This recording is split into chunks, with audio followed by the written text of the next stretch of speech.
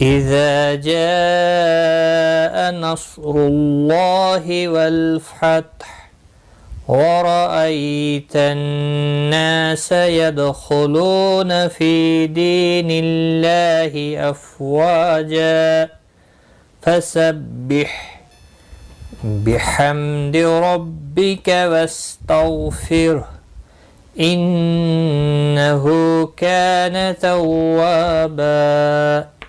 صدق الله العظيم.